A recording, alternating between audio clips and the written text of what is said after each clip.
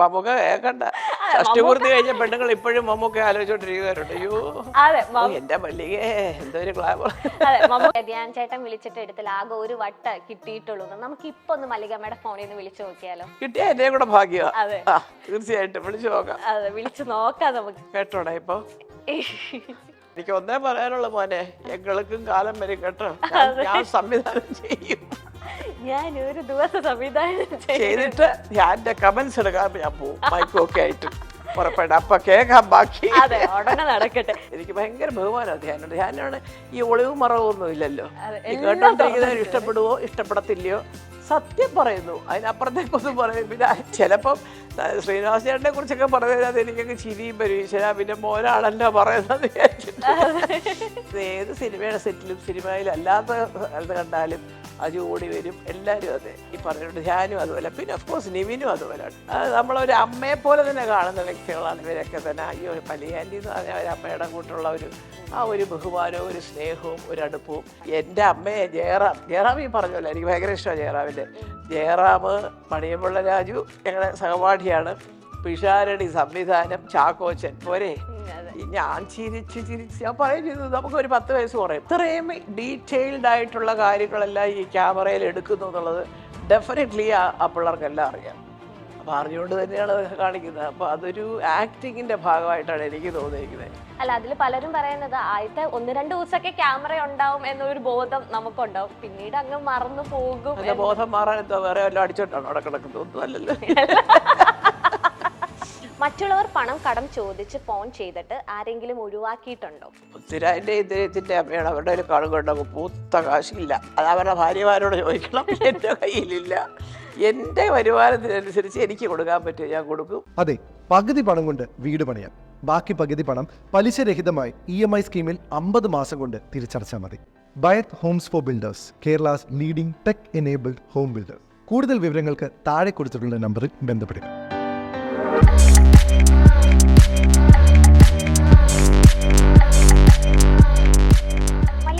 അമ്മയ്ക്ക് ഒരുപാട് സോഷ്യൽ മീഡിയയിൽ ഒരുപാട് ഫാൻസ് ഉണ്ട്. അമ്മയുടെ ഇന്റർവ്യൂസ് എപ്പോൾ ഇറങ്ങിയാലും അതിനൊരു വ്യൂസ് ഓഡിയൻസ് ഉണ്ട്. അത് കാണാൻ വേണ്ടി തന്നെ ഒരു കൂട്ടം ഓഡിയൻസ് ഉണ്ട്.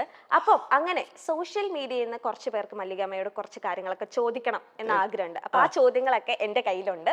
അപ്പൊ ഞാൻ അമ്മയോട് അതെ ഓരോന്നോരോന്ന് ചോദിക്കാണ്. അപ്പൊ ടപ്പേന്ന് എനിക്ക് ആൻസർ തരണം. ഓക്കെ, അപ്പൊ ഈ ഒരു സെഗ്മെന്റിന്റെ പേര് ടൺ ടണ ടൺ. നല്ലല്ലേ? ഓക്കെ, അപ്പൊ ഞാൻ കുറച്ച് ക്വസ്റ്റ്യൻ ചോദിക്കാണ്.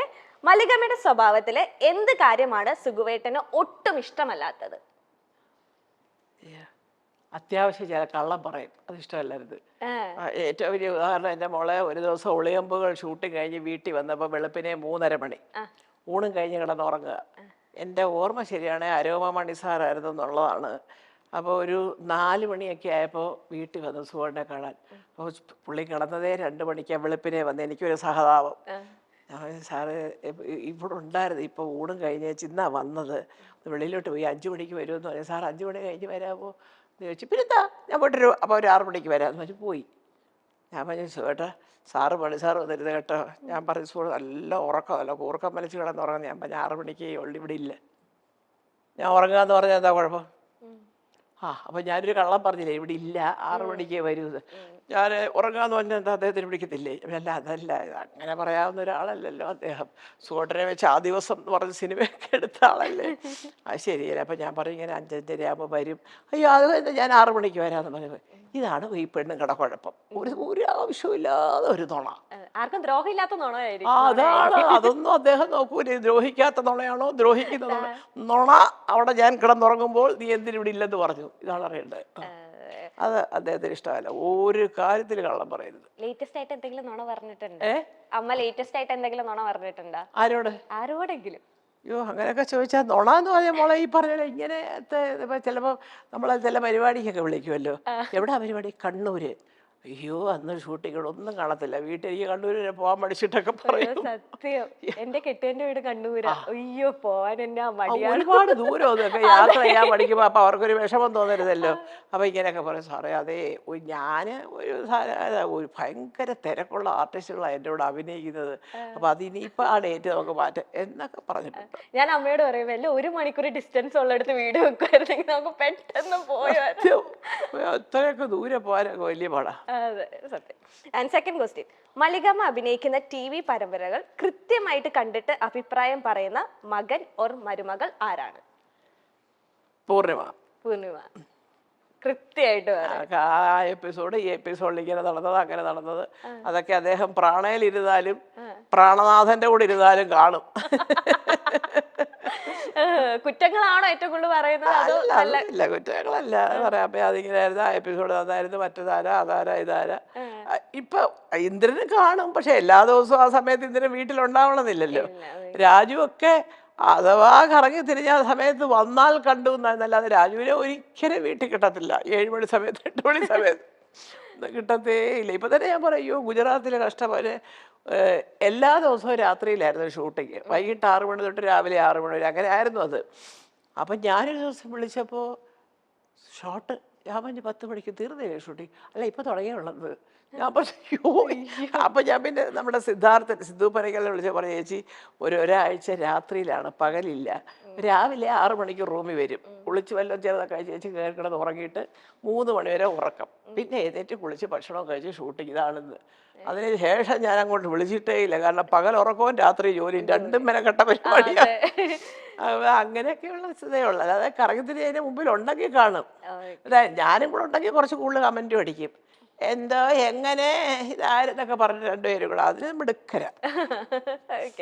പേരക്കുട്ടികളിൽ മല്ലികാമ്മയുടെ സ്വഭാവം അതേപോലെ കിട്ടിയിരിക്കുന്നത് എന്ന് തോന്നുന്നത് ആർക്കാണ്? അതേപോലെ കിട്ടിയിരിക്കുന്നത് ഒരു പക്ഷേ ഇപ്പം എനിക്ക് തോന്നാറുണ്ട് അലങ്കൃത കുറച്ചുകൂടെ കാര്യങ്ങൾ ഓപ്പണായിട്ട് രാജുവിൻ്റെ മോള് വളരെ ഫ്രാങ്കായിട്ട് പറയും. കാരണം ഉള്ളത് ഇപ്പം അല്ലെങ്കിൽ നക്ഷത്രയാണ് ശരിക്കും ഡിറ്റോ അമ്മുമ്മ. ഇന്ദ്രൻ്റെ 2ാമത്തെ മോള് അവൾ പറ്റിയ കാർന്നോത്തി അവൻ സംസാരിക്കുകയൊക്കെ ചെയ്യും ചിലപ്പോൾ. മറ്റേ കൊച്ചു ഇവളും അതെ. ഇപ്പം രാജുവിൻ്റെ മോളിപ്പോൾ വളരെ കൃത്യമായിട്ട് കാര്യങ്ങൾ പറയും. എന്ത് ചോദിച്ചാലും എന്തുണ്ടെങ്കിലും അത് അച്ഛൻ്റെ കാര്യമാണോ അമ്മയുടെ കാര്യമാണോ അമ്മൂമ്മയുടെ കാര്യമാണോ കൃത്യമായിട്ട് പറഞ്ഞിരിക്കും. അതൊക്കെ 2 പേരും അതെ. നക്ഷത്രയ്ക്കാണ് പക്ഷെ കൊച്ചിലെ കുറച്ചുകൂടെ മൂത്ത ആൾ അദ്ദേഹമാണല്ലോ. വളരെ ചെറുപ്പത്തിലെ അവള് അമ്മൂമ്മയുടെ മോളാ. നക്ഷത്രയാണ് ഇതിന്റെ 2ാമത്തെ. അതെ. നിങ്ങളുടെ ഒരു സ്പെഷ്യൽ ബോണ്ടിങ് എല്ലാ പിക്ചേഴ്സിലും കാണാൻ പറ്റുന്നുണ്ട്. അമ്മൂമ്മന്ന് വെച്ച ജീവനാണല്ലേ നക്ഷത്രയ്ക്ക്. നെക്സ്റ്റ്, ഏത് യുവതാരത്തിന്റെ അമ്മയായി അഭിനയിക്കാനാണ് മല്ലികാമ്മയ്ക്ക് ആഗ്രഹം? അയ്യോ എനിക്ക് സത്യം ഇപ്പോഴത്തെ യുവതാരങ്ങളെല്ലാം ഭയങ്കര ഇഷ്ടം കേട്ടോ. വേറെ കൊണ്ടല്ല, നമ്മൾ വി ഫീൽ മെന്റലി യങ്. ഭയങ്കര രസമല്ലേ അവരുടെ കൂടെ. അറിയാമല്ലോ ഇപ്പം ഞാനിപ്പോൾ അഭിനയിച്ച് ഈ ലവ് ആക്ഷൻ തൊട്ടിടങ്ങാം, ധ്യാൻ്റെ പടം, നിവിൻ, ജയസൂര്യ, അജു വർഗീസ്, ഇവര് ആരും മോശമല്ല. ഒരിക്കൽ ഞാൻ തൃശ്ശൂർ പൂരം അഭിനയിക്കുമ്പോൾ ജയസൂര്യ ഫോണിൽ രാജുവിനെ വിളിച്ചിട്ട്, നിൻ്റെ ഏറ്റവും വിലപ്പെട്ട ഒരു സാധനം ഇന്ന് വെളുപ്പിന് ഒരു 6-6:30 മണിയോടുകൂടി രാവിലെ എൻ്റെ കയ്യിൽ കിട്ടിയിട്ടുണ്ട്. അപ്പോൾ ഞാൻ പറഞ്ഞില്ല ഈ പടത്തിൽ ഞാൻ അഭിനയിക്കുന്നത് മോൻ അറിഞ്ഞില്ല. അപ്പം കിട്ടിയിട്ടുണ്ട്, ഇത് തിരിച്ചു തരണമൊക്കെ എത്ര രൂപ തരും ഇതൊക്കെ ഇങ്ങനെയൊക്കെ ഭയങ്കര ഡയലോഗ്. അപ്പോൾ എനിക്കിവിടെ ഇത് എന്ത് വേണമെന്ന് തോന്നി. എൻ്റെ കാര്യമൊന്നും എനിക്ക് മനസ്സിലാകുന്നില്ല, വേറെ വിചാരിച്ചു. കുറേ കഴിഞ്ഞപ്പം അമ്മ ഇങ്ങോട്ട് വരണം എന്നെ പിടിച്ചു നിർത്തി. അപ്പോഴാണ് ഞാൻ ആലോചിക്കുന്നതൊക്കെ ഇത്ര രൂപ ഇന്നടത്ത് എത്തിച്ചാൽ ഈ സാധനത്തെ തിരിച്ചു തരുന്നത്. ഞാൻ ചെയ്യാം എൻ്റെ പൊന്നുമോനെ മിക്കവാറും രൂപ തരുന്നില്ല, അങ്ങ് വെച്ചോ നീ എന്ന് പറയാലും മതി എന്നൊക്കെ പറഞ്ഞ് ഞാൻ ചുമ്മാ തമാശയില്. ഏതായാലും അങ്ങനെ എപ്പോഴും ഇവരുടെയൊക്കെ സെറ്റിലൊരു തമാശയാണ്. നമുക്കൊരു ഭയങ്കര ഒരു സുഖമാണത്. എനിക്ക് കുറച്ച് പറഞ്ഞിട്ട് ഈ മൂടിയായിട്ടിരിക്കാൻ വലിയ പാടാ. ഇങ്ങനെ മിണ്ടാതെ ഇങ്ങനെ ഫോണുമൊക്കെ നോക്കി എനിക്ക് എന്തെങ്കിലുമൊക്കെ കലാകേതൊക്കെ ആരെങ്കിലുമൊക്കെ ചിലക്കുന്നതൊക്കെ എനിക്കിഷ്ടം. അതിന് ഏറ്റവും എൻജോയ് ചെയ്ത ആളെ ഞാൻ പിഷാരയുടെ ഒരു പടം ചെയ്തു, മണിയമ്പൾ രാജു പ്രൊഡ്യൂസ് ചെയ്ത്, പഞ്ചവർണ്ണ തത്ത. എൻ്റെ അമ്മയെ ജയറാം ഈ പറഞ്ഞല്ലോ, എനിക്ക് ഭയങ്കര ഇഷ്ടമാണ് ജയറാമിൻ്റെ. ജയറാം, മണിയമ്പള്ള രാജു ഞങ്ങളുടെ സഹപാഠിയാണ്, പിഷാരടി സംവിധാനം, ചാക്കോച്ചൻ. പോരെ ഞാൻ ചിരിച്ച് ഞാൻ പറയുകയും ചെയ്തു നമുക്കൊരു 10 വയസ്സ് കുറയും. അങ്ങനത്തെ സെറ്റിൽ പോയി അഭിനയിക്കുമ്പോൾ അതുപോലായിരുന്നു ലവ് ആക്ഷൻ ഡ്രാമ. നിവിന് പിന്നെ അതിൻ്റെ പ്രൊഡ്യൂസറുടെ ഇവരൊക്കെ കൂടെ ചെയ്തതാണെങ്കിൽ വിശാഖ് നമ്മുടെ മിർലാൻഡിലെ അപ്പോൾ ആ മോനെയൊക്കെ എനിക്ക് ഏതാണ്ട് ഒരു 8-10 വയസ്സുള്ളപ്പോൾ തൊട്ട് അറിയാവുന്നവരാണ്. ഞങ്ങൾ സുബ്രഹ്മണ്യൻ സാർ അദ്ദേഹത്തിൻ്റെ വീട്ടിലൊക്കെ പോകുമ്പോൾ ഈ മുരുകൻ സാറ്, കാർത്തികേയൻ സാർ ഒക്കെ. അപ്പോൾ അങ്ങനെ പണ്ടേ അറിയാം. അതിലൂടെ ഇവരെല്ലാം ആരാണ്ട് മോശമാണോ? എല്ലാവരും ഒരേപോലെ ഈക്വലി ബാലൻസ്ഡ് ആയിട്ടുള്ള കുറേ തമാശ പറയുന്ന ആൾക്കാരാണ്. അപ്പൊ ഒരാളെ പറയാനൊക്കത്തില്ല. അഭിനയിച്ചതാണല്ലോ ഇവരുടെ ഇനി അഭിനയിക്കാത്ത ചെറുപ്പക്കാരെന്ന് പറയാൻ ഇനി ആഗ്രഹമുള്ളത് കൂടെ അഭിനയിക്കാൻ ആഗ്രഹമോ? അയ്യോ, എനിക്ക് എല്ലാ ചെറുപ്പക്കാരുടെയും പേരുകൾ പെട്ടെന്ന് കൊണ്ട് ഓർമ്മ വരത്തില്ല. എന്നാലും പലരെയൊക്കെ കാണാറുണ്ട്. ഞാൻ തമിഴിൽ ഞാൻ അഭിനയിച്ചിട്ടുണ്ട്. മാധവൻ്റെ ഒക്കെ കൂടെ ഞാൻ അഭിനയിച്ച മാധവൻ്റെ അമ്മയായിട്ടൊക്കെ. അപ്പോൾ മലയാളത്തിൽ ഇപ്പോൾ എനിക്ക് പേര് മോളെ ഏതൊക്കെയോ പടങ്ങളൊക്കെ കാണുമ്പോൾ ചിലപ്പോൾ തോന്നും. സിനിമ പേര് പറ, ഞാൻ പറഞ്ഞുതരാം. ഞാൻ ഈയിടെ ഒരു പടം കണ്ടത് ഏതായിരുന്നു? സോറി, ഫഹദ്. ഫഹദ് എനിക്ക് ഭയങ്കര ഇഷ്ടം. ആവേശം നല്ല ഇഷ്ടപ്പെടുക്കരാ. എല്ലാവരും പിടുക്കന്മാരെ നല്ല. ദുൽഖർ, ഞാൻ ദുൽഖറിൻ്റെ കാര്യം ആദ്യമേ പറഞ്ഞത് വെച്ചാൽ ദുൽഖറൊക്കെ എനിക്ക് എത്ര കുഞ്ഞിലെ അറിയാം. പക്ഷെ മോന് ഓർമ്മ കാണത്തില്ല അതൊക്കെ. അന്ന് തീരെ കുട്ടികളെ എൻ്റെ കയ്യിൽ ഇപ്പോഴും ഇരിപ്പുണ്ട് കാർണിവലിൻ്റെ സെറ്റിലൊക്കെയുള്ള ഫോട്ടോയൊക്കെ. അന്ന് ദുൽഖർ ഇത്രയേ ഉള്ളൂ, രാജു അത്രയേ ഉള്ളൂ, ഇങ്ങനെ എല്ലാവരും ഇത്രച്ചൊക്കെ ഉള്ളൂ. മമ്മൂട്ടി, അദ്ദേഹത്തിൻ്റെ ഭാര്യയും സുലുവും ഞാൻ സുഖമായിട്ടൊക്കെ കൂടി ഇരിക്കുന്ന പടങ്ങളൊക്കെ ഒരെണ്ണമൊക്കെ ഇടയ്ക്ക് ഇതിനകത്തൊക്കെ കണ്ടു. പക്ഷെ അല്ലാതെ ഉണ്ട് എൻ്റെ കയ്യിൽ. അപ്പോൾ കൊച്ചുകുട്ടികളാണ്. മമ്മൂട്ടിയുടെ മോനും മോളും കൊച്ചു കുഞ്ഞുങ്ങളാണ്. അന്നൊക്കെ ഇവർ വല്ല തിരുവനന്തപുരത്ത് ഷൂട്ടിങ്ങിനൊക്കെ വരുമ്പോൾ കാണുകയും ഞങ്ങളൊരു നമുക്ക് അങ്ങനത്തെ തന്നെ. ഇപ്പോൾ ഒക്കെ എല്ലാവരും വലിയ താരങ്ങളായി പോയില്ലേ. അതാ പറയാ, ഇപ്പൊ കണ്ടാൽ തിരിച്ചറിയുന്നുള്ളത് എനിക്കറിയാം. അവരുടെ ഒരു ഗെറ്റ് ടുഗദർ ഉണ്ട്. അതുണ്ട്. രാജു പറയാറുണ്ട്, അവിടെ ഒരു ദിവസം ഞങ്ങൾ പോയിരുന്നു. അയ്യോ എൻ്റെ അമ്മേ, മമ്മൂക്കയുടെ ബിരിയാണി അയ്യോ എന്നൊക്കെ അവനെ പറഞ്ഞ് കൊതി പിടിപ്പിക്കാതെ രാജുമ്മ വെറുതെ ആവശ്യം വയസ്സുകാലത്ത് ഇവിടെ എന്നൊക്കെ ഞാൻ വെറുതെ തമാശ ചെയ്യോ. പക്ഷേ അതുപോലെ എനിക്കും എൻ്റെ സുഖമായിട്ട് ചെയ്തിട്ടുണ്ട്. മമ്മൂട്ടിയും സുലുവും രണ്ടുപേരും പെരുന്നാളിനൊക്കെ. അന്ന് ഞാൻ മറക്കത്തില്ല. മമ്മൂട്ടിക്ക് ഓർമ്മ ആണോ എന്ന് എനിക്കറിയത്തില്ല. ഓർക്കും. മമ്മൂട്ടി അങ്ങനെ മറക്കുന്ന ആളല്ല. അദ്ദേഹം ഒരുപാട് ഈ പറഞ്ഞതിൻ്റെ കൂട്ടാണ്. ഒരുപാട് ഈ പ്രകടനങ്ങൾ വളരെ കുറവാണ്. അദ്ദേഹം വളരെ റിസർവ്ഡാണ്, കുറച്ച് ഗൗരവക്കാരനാണ്. ഈ കാണിക്കലുകളൊന്നും ഇല്ലെങ്കിലും ആളെ തിരിച്ചറിയാൻ നല്ലതുപോലെ കഴിവുള്ളൊരു വ്യക്തിയാണ്. തീർച്ചയായിട്ടും. അതായത് പണ്ട് സുഖമായിട്ട് പറയുന്നത് അതാ, ഠഗയെന്ന് കയറി എൻ്റെ കൂട്ടാ വല്ലതൊക്കെ 1-2 വർത്താനമൊക്കെ പറഞ്ഞു പിന്നെ തോന്നുന്നു പറയണ്ടായിരുന്നു തോന്നുന്നു. ആ കൂട്ടത്തിലാ മമ്മൂട്ടി സുഖമായിട്ട് എപ്പോഴും പറയായിരുന്നത്. Okay, next. സ്വന്തം മക്കളോട് എന്ന പോലെ സ്നേഹമുള്ള സിനിമ ഇൻഡസ്ട്രിയിൽ 2 പേര്. സ്വന്തം മക്കളെ പോലെ തന്നെ, ആൺകുട്ടിയോ പെൺകുട്ടിയോ, സ്വന്തം മക്കളെ പോലെ തന്നെ അമ്മ കാണുന്ന സിനിമ ഇൻഡസ്ട്രിയിലുള്ള 2 പേര്. അജു വർഗീസ്, ധ്യാൻ. റീസണോ? ഞാനുമായിട്ട് ഭയങ്കര മെൻ്റലി ഇക്വലിബ്രിയം വളരെ കറക്റ്റാണ്. കാരണം എനിക്ക് ധ്യാനിൻ്റെ ഇൻ്റർവ്യൂ കാണുമ്പോൾ എനിക്ക് തോന്നുന്നു സത്യമായ അയ്യോ ഈശ്വര, എനിക്ക് ഭയങ്കര ബഹുമാനമാണ് ധ്യാനുണ്ട്. ധ്യാനാണ് ഈ ഒളിവും മറവൊന്നും ഇല്ലല്ലോ. ഈ കേട്ടോണ്ടിരിക്കുന്നവർ ഇഷ്ടപ്പെടുവോ ഇഷ്ടപ്പെടത്തില്ലയോ സത്യം പറയുന്നു, അതിനപ്പുറത്തേക്കൊന്നും പറയും. പിന്നെ ചിലപ്പം ശ്രീനിവാസ ചേട്ടനെ കുറിച്ചൊക്കെ പറയുന്നത് എനിക്കൊക്കെ ചിരിയും വരും. ഈശ്വര, പിന്നെ മോനാണല്ലോ പറയുന്നത് വിചാരിച്ചിട്ട്. അപ്പോൾ അതുപോലെ അജുവിന് ഒരു എന്താ പറയുക, കാണിക്കലുകളൊന്നുമില്ലാത്ത ഒരു നല്ലതാണ്. അജു ഭയങ്കര നല്ല, എനിക്ക് ഭയങ്കര ഇഷ്ടമുള്ളൊരു.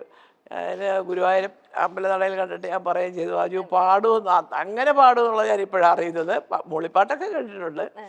അജു എപ്പോഴും, അതായത് ഏത് സിനിമയുടെ സെറ്റിലും സിനിമയിലും അല്ലാത്ത സ്ഥലത്ത് കണ്ടാലും അജു ഓടി വരും. എല്ലാവരും അതെ ഈ പറഞ്ഞിട്ടുണ്ട്. ധ്യാനും അതുപോലെ. പിന്നെ ഓഫ് കോഴ്സ് നിവിനും അതുപോലെ കേട്ടോ. നിവിൻ എടുത്ത പടത്തിലൊക്കെ ഞാൻ അഭിനയിച്ചു. അതുകൊണ്ട് പറയില്ല, കുറച്ചൊരു നമ്മളൊരു അമ്മയെ പോലെ തന്നെ കാണുന്ന വ്യക്തികളാണ് ഇവരൊക്കെ തന്നെ. അയ്യോ മലിയാൻറ്റി എന്ന് പറഞ്ഞാൽ ഒരു അമ്മയുടെ കൂട്ടുള്ള ഒരു ബഹുമാനവും ഒരു സ്നേഹവും ഒരു അടുപ്പവും. എന്നാൽ നമുക്കത് അങ്ങനെ അങ്ങോട്ട് ഫീൽ ചെയ്യാത്ത രീതിയിൽ അവർ അത്യാവശ്യം തമാശയൊക്കെ പറഞ്ഞ് നമ്മുടെ കൂടെ ചേരിയൊക്കെ. ഞാനും അതുപോലെ നിൽക്കും അവരുടെ കൂടെ. അല്ല, ധ്യാൻ ചേട്ടനായിട്ടുള്ള ലവ് ആക്ഷൻ ഡ്രാമയിൽ നിങ്ങളുടെ അമ്മ ആ ഒരു നിവിൻ പോളി നിവിനായിരുന്നു. അയ്യോ അത് ഞാൻ ഇന്നലെ ഏതോ ഒരു ഇന്റർവ്യൂവിൽ പറഞ്ഞായിരുന്നു. അങ്ങ് നിവിന് ഞാനുള്ള ഒരുപാട് ഇന്ന സീനെന്ന് പറഞ്ഞ് തന്നെ എനിക്ക് വന്നിട്ടുണ്ട്. എൻ്റെ കോളേജ് ഗ്രൂപ്പിൽ നിന്നൊക്കെ ഒരുപാട്. ഇയാൾ എന്തുവാണോ വീട്ടിൽ പറയുന്ന പോലെ നിവിൻ്റെ നേരത്തെ അറിയാമോ? ഞാൻ പിന്നെ നിവിൻ്റെ നേരത്തെ അറിയാമോ അതെന്തോ പറഞ്ഞേ. അല്ല അതല്ല, ഭയങ്കര ഫ്രീ ആയിരുന്നു രണ്ടുപേരും കൂടെ. നല്ലൊരു കെമിസ്ട്രി ആയിരുന്നു. ഞാൻ നിവിനോട് തന്നെ പറഞ്ഞു, പോലെ എൻ്റെ ഫ്രണ്ട്സൊക്കെ ഇങ്ങനെ പറയുന്നു, നല്ലൊരു കെമിസ്ട്രി വർക്കൗട്ട് ചെയ്തൊരു പടമാണ് ഒരു അമ്മയും മോനും തമ്മിലുള്ളത്. ഞാൻ വരുമ്പോൾ ഇങ്ങനെ ഒരു ഏതാണ്ട് ഷീറ്റൊക്കെ വെച്ച് ഡാൻസൊക്കെ കളിച്ച് നിൽക്കുകയും ഞാനത് കാണുകയും കണ്ടോണ്ടിരിക്കും. ഞാനൊരു കല്യാണം കഴിച്ചാലോ, ഇയാളെ ഞാൻ ഇൻ്റർവ്യൂ പറഞ്ഞത് ആലോചിക്കുക. ആണോ? അത് ശരി. തൽക്കാലം എൻ്റെ മുന്നേ പോയി കിടന്ന് ഉറങ്ങുക എന്ന് അതെ അതെ മറ്റേ തള്ളേ തള്ളേന്ന് വിളിക്കുന്നത്. അതെ. അയ്യോ. ഇപ്പം മല്ലികാമ്മ പറഞ്ഞു ധ്യാൻ ചേട്ടൻ ഭയങ്കര ഓപ്പൺ ആയിട്ട് സംസാരിക്കുന്ന എല്ലാരും പഠിക്കുക. ഇപ്പൊ ഈ ഇടയ്ക്ക് ഒരുപാട് ഇത് ഇപ്പൊ വർഷങ്ങൾക്ക് ശേഷം മൂവിനെ കുറിച്ച് പറഞ്ഞതും അതൊക്കെ ഭയങ്കര ഓപ്പൺ ആയിട്ടാണ്. എന്നാ സ്വന്തം ചേട്ടനാണ് ഡയറക്ട് ചെയ്യുന്നത്, പക്ഷെ ആ പറയുന്നതിൽ ഒരു ക്യൂട്ട്നെസ്സും കാര്യങ്ങളും. തീർച്ചയായിട്ടും ധ്യാൻ തമാശ കലർത്തി പറയുന്നു, കാര്യങ്ങൾ ശരിയാണ്. ചിലതൊക്കെ അച്ഛനും സഹോദരനും ഒക്കെ ആയതുകൊണ്ട് ഇച്ചിരി കൂട്ടി പറയുന്നതായിരിക്കും. പക്ഷെ ധ്യാൻ്റെ സംസാരത്തിനകത്ത് നമ്മളെ എന്തോ ഒരു തുറന്ന പുസ്തകം പോലെ സംസാരിക്കുന്ന ഒരു വ്യക്തിയായിട്ട് നമുക്ക് അങ്ങനെയാണല്ലോ പലരും സംസാരിക്കുക കേൾക്കുമ്പോഴേ, ഇത് ചുമ്മാ ആർട്ടിഫിഷ്യലായിട്ട് ഒരു എന്തൊക്കെയോ മൂടി വെച്ചിട്ട് അത് ഇതില്ല, അങ്ങനെ തോന്നയില്ലല്ലോ. ഭയങ്കരമായിട്ട് ധ്യാൻ സംസാരിക്കുന്നത് നമ്മളിങ്ങനെ കേട്ടോണ്ട്. ഞാൻ എന്തെങ്കിലും ധ്യാൻ്റെ ഒരു ഇൻ്റർവ്യൂ ഒക്കെ വന്നു കഴിഞ്ഞാൽ ഇങ്ങനെ ആരും വീട്ടിലില്ലാത്തപ്പോഴേ ഞാൻ എനിക്കിങ്ങനെ ഇഷ്ടമുള്ള പരിപാടി കാണുമ്പോൾ ഇടയ്ക്ക് ആരെങ്കിലും വന്ന് കാപ്പി എടുക്കുമോ ചായ എടുക്കുമോ എന്നൊക്കെ പറയുന്നത് ഇഷ്ടമല്ല. അപ്പോൾ അതുകൊണ്ട് മിക്കവാറും രാത്രിയിലത്തെ ഭക്ഷണമൊക്കെ കഴിഞ്ഞ് കണ്ട് പിന്നെ ഞാൻ ഇന്നലെ പറഞ്ഞത് അദ്ദേഹത്തിനെ ഒന്ന് വിളിച്ച് നന്നായിരുന്നു എന്ന് പറയാന്ന് വെച്ചാൽ ജന്മത്ത് ഫോൺ എടുക്കത്തില്ല. ആണല്ലേ, ഞങ്ങളും വിളിച്ചിരുന്നു, ഫോൺ എടുത്തില്ല. കണ്ടോ, അപ്പൊ ഞാൻ പറഞ്ഞത് സത്യമാണെന്ന് മനസ്സിലായി. എടുക്കാറില്ല. അയ്യോ ആരുടെ ഒരിക്കലും കണ്ടു കിട്ടി ഒരു പ്രാവശ്യം കണ്ട് എന്താ ഞാൻ പറയാൻ എൻ്റെ പൊന്നെ ഈ സാധനം ഇത് എന്തിനാ അവനെ കൊണ്ട് നടക്കുന്നത്, വേണ്ട ഞങ്ങൾ വന്ന് കണ്ടോളാം അത് തമാശന് ഞാൻ പറഞ്ഞു. കിട്ടത്തില്ല. അപ്പൊ ഈ പടം കണ്ടിട്ട് ഒന്ന് പറയണമെന്ന് വിചാരിച്ച് വിളിച്ച് കിട്ടിയില്ല. പിന്നെ ആരോടെങ്കിലും പറഞ്ഞയക്കാനാണോ ഒരു സിനിമ നമ്മൾ പോയി കാശ് കൊടുക്കാതെ ഞാൻ ധ്യാനോട് ചോദിക്കും ടിക്കറ്റ് എടുത്താൽ കണ്ടത്. ഞാൻ ഇതുവരെ കോംപ്ലിമെൻ്റ് എൻ്റെ മോൻ്റെ പടത്തിന് പോലും ഞാൻ സമ്മതിക്കത്തില്ല. അത് നല്ല രസമാണ്. തിരുവനന്തപുരത്തുകാരോട് ചോദിക്കാം. ഇപ്പം ഞാനിവിടെയാണ്, എറണാകുളത്താണ്. മല്ലിക ചേച്ചി വരുന്നുണ്ടേ, 6 സീറ്റുണ്ട് എന്നൊക്കെ പറയാം. അപ്പോൾ എല്ലാവരും വിചാരിക്കുന്നത് ഞാൻ, ഇന്ദ്രൻ, പൂർണിമ, രാജു, സുപ്രിയ, കൊച്ചുമക്കളൊക്കെ എല്ലാവരും ഇവിടെ നോക്കി നിൽക്കും. ഇപ്പോൾ വരും. ഞാൻ ചെന്നിറങ്ങുമ്പോൾ എൻ്റെ കൂടെ നിൽക്കുന്നത് ഞാൻ നേരത്തെ പറഞ്ഞ അമ്മച്ചി, വേറെ ഒരു പെങ്കൊച്ച്, എൻ്റെ ഡ്രൈവർ, എൻ്റെ കൂടെ വരുന്ന ഒരു ചിങ്കിടി, അയാളുടെ ഭാര്യ. അപ്പൊ ഇതിനാണ് ഇവര് 6 സീറ്റ് എടുത്തത്. അത് ശരി. എല്ലാരും അവരെ കാണാൻ പ്രതീക്ഷിക്കല്ലേ. ഞാൻ ഇന്ന് വരെ എൻ്റെ മോൻ്റെ ടിക്കറ്റ് ഇത് എൻ്റെ മക്കൾക്ക് അറിയാതെ പലപ്പോഴും പറയാം, അമ്മയ്ക്ക് പറയാം എന്തിനാ അത്, ആ ടിക്കറ്റിന്റെ കാശ് കൂടെ അവർക്ക് കിട്ടട്ടെ, നിന്നെ വെച്ച് പടം എടുത്തൊരു മുതലാളിയല്ലേ അത്. അപ്പോൾ 6-7 ടിക്കറ്റ് ഇപ്പോൾ നമ്മൾ SL തിയേറ്റർ ആയാലും ട്രിവാൻഡ്രത്ത്, ഇപ്പോൾ ന്യൂ തിയേറ്റർ ആയാലും ശ്രീകുമാർ, അതൊക്കെ ഏത് തിയേറ്റർ ആയാലും നമുക്ക് വിളിച്ചു പോയാൽ ടിക്കറ്റ് ഇട്ടേക്കും. അത് അവിടെ ദൈവം സഹായിച്ചാൽ അങ്ങനെ ഞാനല്ലേ വിളിക്കുന്നത്. വരുന്നുണ്ടെന്ന് പറയാം. ഞാൻ അവിടെ ചെന്നിറങ്ങുമ്പോൾ ഒന്നുമില്ലെങ്കിൽ എൻ്റെ ഡ്രൈവറോ അല്ലെങ്കിൽ കൂടെ വരുന്നവരോ ചെന്ന് കൗണ്ടറിൽ ചെന്ന് ആ ടിക്കറ്റ് ചെയ്യുക. അപ്പോൾ ഒരിക്കൽ ഒരു തിയേറ്റർ 1-2 തിയേറ്റർ അയ്യോ മാഡത്തിനല്ലേ വേണ്ട, അയ്യോ ഇല്ലെങ്കിൽ മാഡം കാണത്തില്ല പോകുന്നൊക്കെ ഞാൻ പറയും. അത് പറഞ്ഞാൽ ഞാൻ ഇനി ഇവിടെ വരുത്തില്ല, ആ പൈസ നേരത്തെ എത്തിക്കും. ഞാനങ്ങ് എന്നെ കാണുന്നതിന് മുമ്പേ അങ്ങ് റിസർവ് ചെയ്ത കാശ് കൊടുക്കാൻ പറഞ്ഞു. ഗൂഗിൾ പേ ഒക്കെ ചെയ്താൽ കൊടുത്താൽ മതിയില്ല. അതെന്താ അറിയാമല്ലോ, വേറെ കൊണ്ടല്ല. നമ്മളെന്തിനാ ഒരു പടത്തിൽ അഭിനയിച്ചു എന്നും പറഞ്ഞൊരു അൺഡ്യൂ അഡ്വാൻറ്റേജ് എടുക്കാൻ പോകുന്നത് എന്തിനാ? എനിക്കത് ഇഷ്ടമല്ല, സത്യം പറയാം. അത് വിരോധം കൊണ്ടല്ല. ആ 8 പേരുടെ ഇപ്പോൾ 450 രൂപയാണ് നമ്മൾ വലിയൊരു മറ്റേ പുഷ് ബാക്ക് സീറ്റിലൊക്കെ ഇരുന്ന് കാണുന്നതിന്. 10 ടിക്കറ്റ് എത്തുമ്പോൾ 4500 രൂപ നിസ്സാര കാര്യമുള്ളൂ. അത് കളയാൻ എന്തിനാ, അവർ കിട്ടട്ടെ ശരിക്കും. ഇപ്പൊ മല്ലികാമ്മ പറഞ്ഞില്ല ധ്യാൻ ചേട്ടൻ വിളിച്ചിട്ട് എടുത്തില്ല, ആകെ ഒരു വട്ട കിട്ടിയിട്ടുള്ളൂ. നമുക്ക് ഇപ്പൊ ഒന്ന് മല്ലികാമ്മയുടെ ഫോണിൽ നിന്ന് വിളിച്ചു നോക്കിയാലോ? കിട്ടുമോ എനിക്ക് ഒരു ഉറപ്പുമില്ലേ. പ്രാർത്ഥിച്ചിട്ട് അങ്ങ് നമുക്ക് വിളിക്കാം. എന്റെ ഭാഗ്യം. അയ്യോ കിട്ടിയാ എന്നെ കൂടെ ഭാഗ്യമാണ്. തീർച്ചയായിട്ടും വിളിച്ചു നോക്കാം. അതെ വിളിച്ചു നോക്കാം, നമുക്ക് എടുക്കും. വിളിച്ചോ ഈശ്വരാ. നമുക്ക് 2 പേർക്കും ഭാഗ്യം ഉണ്ടെങ്കിൽ ധ്യാൻ ചേട്ടൻ എടുക്കും. ഒരു പിടിയില്ലേ, എനിക്ക് ഉറപ്പില്ലേ കിട്ടുമെന്ന്.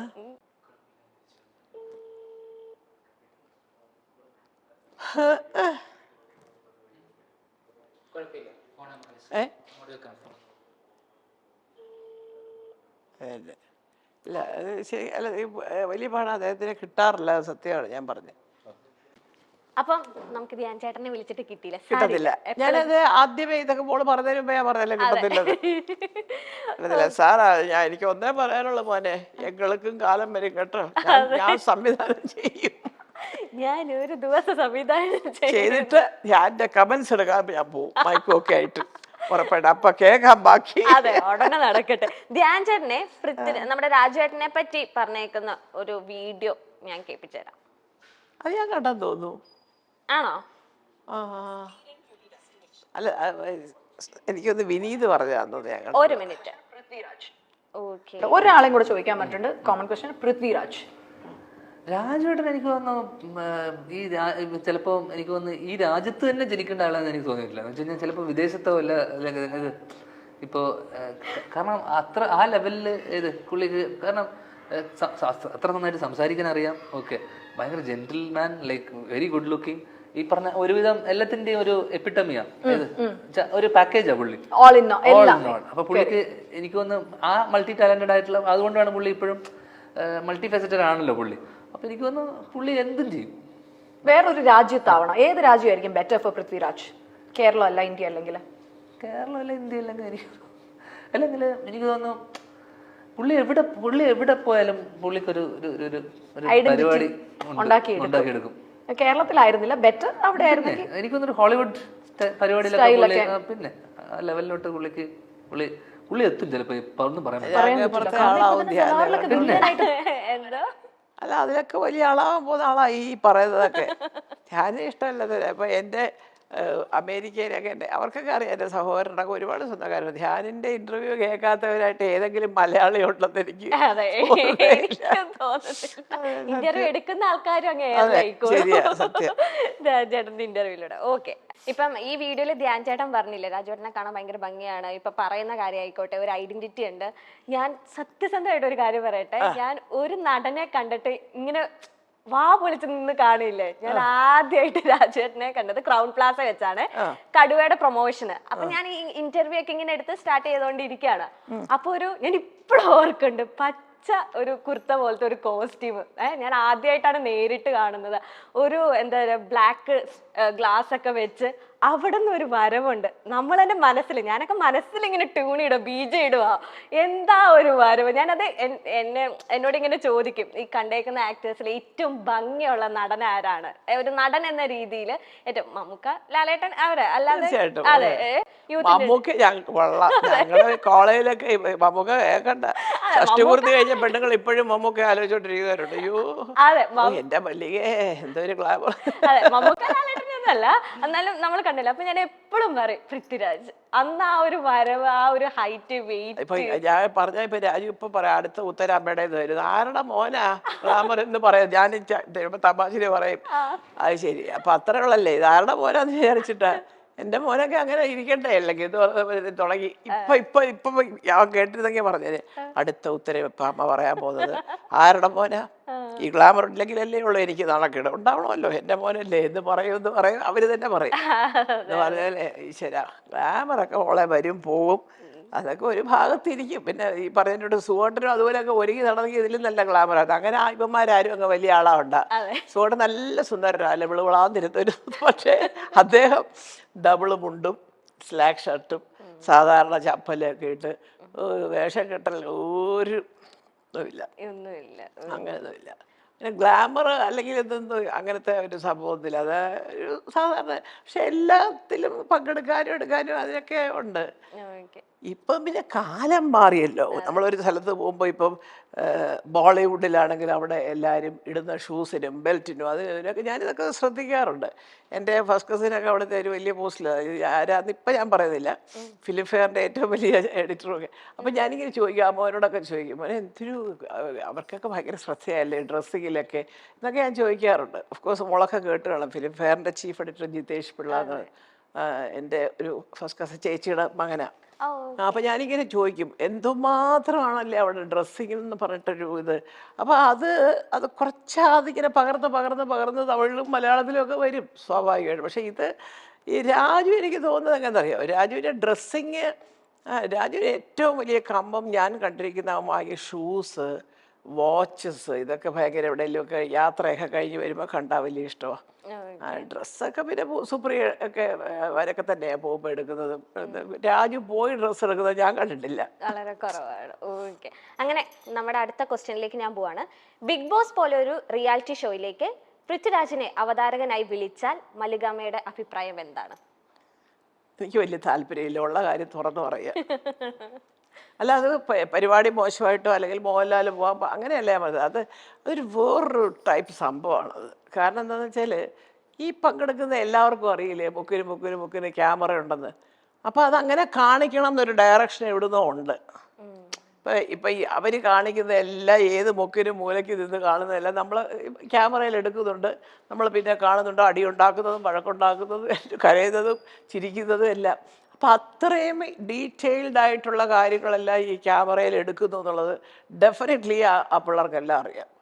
അപ്പം അറിഞ്ഞുകൊണ്ട് തന്നെയാണ് അതൊക്കെ കാണിക്കുന്നത്. അപ്പം അതൊരു ആക്ടിങ്ങിൻ്റെ ഭാഗമായിട്ടാണ് എനിക്ക് തോന്നിയിരിക്കുന്നത്. അല്ല, അതിൽ പലരും പറയുന്നത് ആദ്യത്തെ 1-2 ദിവസമൊക്കെ ക്യാമറ ഉണ്ടാവും എന്നൊരു ബോധം നമുക്കുണ്ടാവും, പിന്നീട് അങ്ങ് മറന്നു പോകും. അതിന്റെ ബോധം മാറാൻ എന്താ വേറെ വല്ലതും അടിച്ചോണ്ടാണ് അവിടെ കിടക്കുന്നത്? ഒന്നും അല്ലല്ലോ.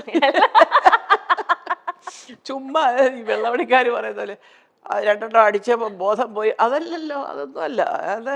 അപ്പം അതെനിക്ക് തോന്നുന്നത് ആ ഒരു ഷോ കുറച്ചൊരു ഇൻസ്ട്രക്ഷൻസ് വേറെ ഉണ്ടാവും. ഇതാണ് ആ ഷോ, ഇങ്ങനെ ആയിരിക്കണം, അങ്ങനെ ആയിരിക്കണം, ഇങ്ങനെ ആയിരിക്കണം.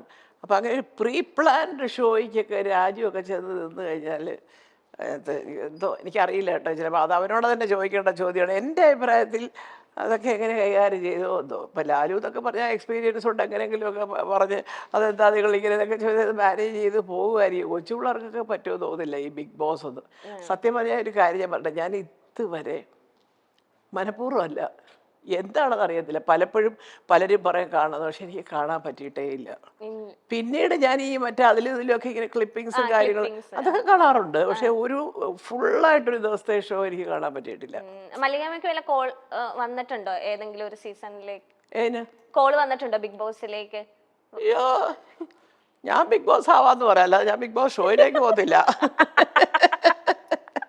എൻ്റെ പൊന്നെ, തീർന്നു. പിന്നെ അതോ ഗതി. അള്ളേ, വയസ്സുകാലത്ത് മര്യാദകളുള്ള ചീത്ത വിളിക്കൂലേ ആൾക്കാർ ഞങ്ങളൊക്കെ ഇതിലൊക്കെ പോയാൽ. അതല്ല, അതൊന്നും നമ്മുടെ ഒരു ഇതിൽ വരുന്ന സംഭവം, ലൈനിൽ വരുന്ന സംഭവങ്ങളല്ല സത്യം പറഞ്ഞാൽ. എനിക്കതൊന്നും പറ്റില്ല. അതേസമയം ഞാനിപ്പോൾ ഒരു നാടകം ജഡ്ജ് ചെയ്യാൻ പോയി, അല്ലെങ്കിൽ ഒരു ഷോയ്ക്ക്, റിയാലിറ്റി ഷോയുടെ ജഡ്ജായിട്ട് പോവുക, അല്ലെങ്കിൽ ഞാൻ പണ്ട് പറയുമായിരുന്നു, എനിക്ക് ഇവിടെ സർക്കാർ ചെയ്യേണ്ട ഒരു കാര്യം, സാധാരണക്കാർക്ക് സംസാരിക്കാൻ വേദികളില്ല, പ്ലാറ്റ്ഫോംസ് ഇല്ല, മന്ത്രിമാരെ കാണാനുള്ള അവസരങ്ങളല്ല. അപ്പോൾ പണ്ട് തമിഴ്നാട്ടിലെ ലക്ഷ്മി ഒരു പ്രോഗ്രാം അവതരിപ്പിച്ചിട്ടുണ്ട്, ഗവൺമെൻറ്റുമായിട്ട് ഓൺ ദി സ്പോട്ട് ലൈവായിട്ട് സംസാരിക്കുക, അതാത് മന്ത്രിമാരുമായിട്ട്. പണ്ട് നമ്മളിപ്പം ഉമ്മൻചാണ്ടി സാറിനെയും കെ നായനാർ അദ്ദേഹത്തിനെയൊക്കെ നമ്മൾ ഫോണിൽ, എന്ത് രസമായിരുന്നു കെ നായനാർ അദ്ദേഹത്തിൻ്റെയൊക്കെ ഫോണിലൂടെ സംസാരം. സാറേ, ഞാൻ കാസർഗോഡുകാരന് ഇവിടെ കറണ്ടില്ല. ആഹാ, കാസർഗോഡ് കറണ്ടില്ലേ? എന്താണോ കാസർഗോഡ് കറണ്ടില്ല എന്ന് ചോദിക്കുന്നൊരു സ്റ്റൈലുണ്ടല്ലോ. അപ്പം അതിന് പകരം സ്ത്രീകൾക്കുള്ള ദുഃഖങ്ങളും വിഷമങ്ങളും അവരുടെ ഇങ്ങനെ ഈ ജപ്തി ഗിപ്തി ഇതൊക്കെ പറയാനായിട്ടുള്ള ഒരു പ്രോഗ്രാം. അപ്പോൾ ഈ പ്രോഗ്രാമിൽ വിളിച്ചാൽ നമ്മൾ ബന്ധപ്പെട്ട അധികാരികളെ അറിയിച്ചിട്ട് ഇമ്മീഡിയറ്റ് ആയിട്ട്, അപ്പോൾ ഇത്രയൊന്നും ആത്മഹത്യയും ഈ ജപ്തി ചെയ്തുകൊണ്ട് പോക്ക് കുറച്ചൊക്കെ ഒന്ന് ഒഴിവാക്കാം. അങ്ങനെ ഒരു പ്രോഗ്രാം ചെയ്താൽ ഡെഫിനറ്റായിട്ട് ഞാനത് ആങ്കർ ചെയ്യാൻ വരാമെന്ന് 1-2 പ്രമുഖ ചാനലിനോട് പറഞ്ഞിട്ടുണ്ട്. പക്ഷേ എനിക്ക് തോന്നുന്നു എല്ലാവർക്കും അതിനകത്ത് രാഷ്ട്രീയം വരുമോ എന്നുള്ള പേടി കൊണ്ടായിരിക്കാം ആരും തയ്യാറായിട്ടില്ല അതിന്. ആൻഡ് ഈ സെഗ്മെന്റിലെ ലാസ്റ്റ് ക്വസ്റ്റ്യൻ ആണ്, മറ്റുള്ളവർ പണം കടം ചോദിച്ച് ഫോൺ ചെയ്തിട്ട് ആരെങ്കിലും ഒഴിവാക്കിയിട്ടുണ്ടോ? ഫോൺ ചെയ്ത് കടം ചോദിച്ചിട്ടോ? അയ്യോ, അങ്ങനെ ഒഴിവാക്കിയിട്ടില്ല. എന്നോട് ചോദിക്കുന്നതൊക്കെ പൃഥ്വിരാജിൻ്റെ അമ്മ എന്നുള്ള സ്റ്റാൻഡേർഡ് വെച്ചുകൊണ്ട് 2 ലക്ഷം 3 ലക്ഷം എന്നൊക്കെ പറഞ്ഞ് ചോദിക്കുമ്പോൾ നമ്മൾ 20,000 അതുവരെയൊക്കെ കൊടുക്കും, 30,000. അത് ഇവർ കണക്കാക്കുന്നത് അങ്ങനെയല്ലല്ലോ. പൃഥ്വിരാജിൻ്റെ ഇദ്ദേഹത്തിൻ്റെ അമ്മയാണ്, അവരുടെ ഒരു കാണുകൊണ്ടാകും പൂത്ത കാശില്ല, അത് അവരുടെ ഭാര്യമാരോട് ചോദിക്കണം. എൻ്റെ കയ്യിലില്ല. എൻ്റെ വരുമാനത്തിനനുസരിച്ച് എനിക്ക് കൊടുക്കാൻ പറ്റുമോ ഞാൻ കൊടുക്കും. ഈ അടുത്ത കാലത്ത് ഞാൻ കൊടുത്തു. അത് ഒരു പക്ഷേ ആ നാട്ടിലെ റാന്നിയിലെ പോലീസ് ഡിപ്പാർട്ട്മെൻറ്റിൻ്റെ വരെ അറിയാതെ ഒരു കുഞ്ഞ് ഈ പറഞ്ഞിട്ട് സുഖമില്ലാതെ എൻ്റെ എല്ലാം പോയി, വീടും പോയി, സകലതും പോയി, ഒരു ചെറിയ ആവശ്യമില്ലാതെ അതിൻ്റെ പേരിൽ ഒരു കുറ്റാരോപണം നടത്തി അവസാനം ആ കുട്ടി നിരപരാധിയാവുകയും ചെയ്തു. ഒരു കാട്ടിനകത്തെ കണ്ട് പാവൻ ടെൻ്റടിച്ച് കിടക്കുന്നു. എന്നിട്ട് ഇവരെല്ലാവരും നാട്ടുകാർക്ക് സഹതാപം തോന്നിയിട്ട് നാട്ടുകാരും അവിടുത്തെ പല ഉദ്യോഗസ്ഥരെ, പോലീസ് ഉദ്യോഗസ്ഥന്മാർ എല്ലാവരും, ആ സന്മനസ്സുള്ള എല്ലാവരും കൂടെ ചേർന്ന് അതിനൊരു വീട് വെച്ച് കൊടുത്തപ്പോൾ അതിൻ്റെ ഫിനിഷിങ് സ്റ്റേജിൽ കുറച്ചൊരു പൈസ, ഒരുപാടൊന്നുമില്ല, ഭയങ്കര ലക്ഷങ്ങളൊന്നുമില്ല, അപ്പോൾ ഞാൻ കൊടുത്തു. ഞാൻ ഇവിടെ പറയാൻ പോയിട്ടില്ല, കാരണം അത് അങ്ങനെ ചെയ്യാനായിട്ടുള്ളതൊക്കെ എനിക്ക് അത്യാവശ്യം ഞാൻ അഭിനയത്തിലൂടെയും ഇതുപോലെ വല്ല റിയാലിറ്റി ഷോയ്ക്ക് നമ്മൾ ജഡ്ജായിട്ടൊക്കെ പോകുമ്പോഴത്തേക്ക് എല്ലാവരും നമുക്ക് അതിനൊക്കെ തരുമല്ലോ, അതൊക്കെ വെച്ചിട്ട് ഞാൻ ചെയ്യും. അല്ലാതെ എല്ലാവരും ഇവർക്കെന്താ ഒരു 15 ലക്ഷം തന്നാലേ പൃഥ്വിരാജിൻ്റെ അമ്മയല്ലേ എന്ന് പറഞ്ഞാൽ തീർന്ന കച്ചവടം കിട്ടും. പൃഥ്വിരാജിൻ്റെയോ ഇന്ദ്രജിത്തിൻ്റെയോ കാശെടുത്ത് വെച്ച് കളിക്കലല്ല എൻ്റെ ജോലി. അത് അവർ കഷ്ടപ്പെടുന്നു, അവർക്ക് വേണ്ടുന്ന കാര്യങ്ങൾ അവർ ചെയ്യട്ടെ. പക്ഷേ എനിക്ക് നാളെ ഒരു ആവശ്യം വന്നാൽ എൻ്റെ മക്കൾ നോക്കുമോ, അതിന് സംശയം വേണ്ട. ഇങ്ങനെ പിടിച്ചു വാങ്ങിച്ച് അവരുടെ നിന്ന് വാങ്ങിച്ച് സംഭാവന കൊടുക്കാൻ അത് കിട്ടുമെന്ന് ആരും പ്രതീക്ഷിക്കരുത്. അവിടെ നിങ്ങൾ 2 ലക്ഷം പ്രതീക്ഷിച്ച് വരരുത്, ചെറിയ തുക പ്രതീക്ഷിച്ച് എൻ്റെ വീട്ടിൽ വന്നാൽ കിട്ടും. ഓക്കെ. ഈ 6 7 പേര് കണ്ടിട്ടിരുന്ന് തീരുമാനിച്ചിട്ട് ഒരു അവാർഡ് പ്രഖ്യാപിക്കുന്നു, മന്ത്രി വന്നിരുന്ന് പറയുന്നു. അതാണോ ജനത്തിൻ്റെ താല്പര്യം? അല്ല, അത് നമുക്കറിഞ്ഞൂടെ. അപ്പൊ അതിനെ കിടന്ന് സങ്കടപ്പെട്ട കാര്യം ഈ 7 പേര് പറയുന്നതാണോ സിനിമ എന്ന് പറയുന്നത്? ഒന്നുമല്ല. സുഖോട്ടൻ എന്ന് പറയുന്ന മനുഷ്യൻ തന്ന മനോബലമാണ് ആദ്യത്തെ സമ്പത്ത്. പിന്നീടുണ്ടായ അതിൽ നിന്നുണ്ടായതാ പിന്നീടുള്ള സമ്പത്തല്ല.